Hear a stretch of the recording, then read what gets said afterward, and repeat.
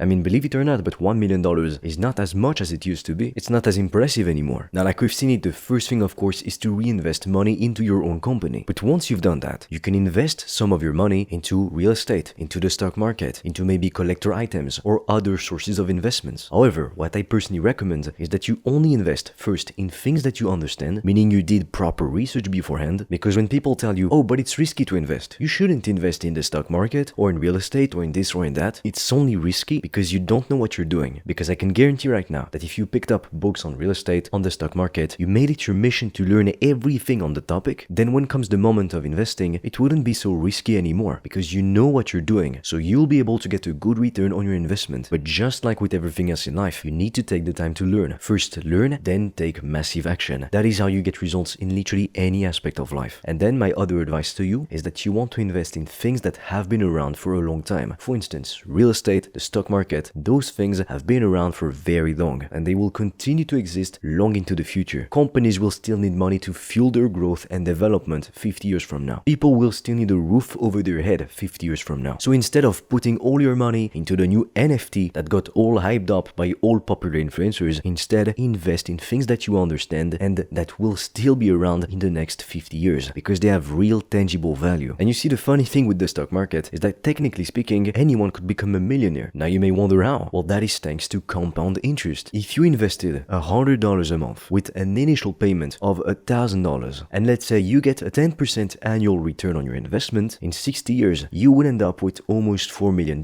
So if you apply the 7 steps we have covered in this video, if you stick to them for months, for years, you don't quit, at some point, the work that you put in is going to pay off. It might not be instant, it wasn't instant for me or for anyone else I know, but true freedom and true abundance is really possible. At the end of the day, if you have a dream, you've got to make sure that you give it your everything. With that said, if you're interested in starting your own online business, the link to the free guide is in the description below, and I will see you on the other side.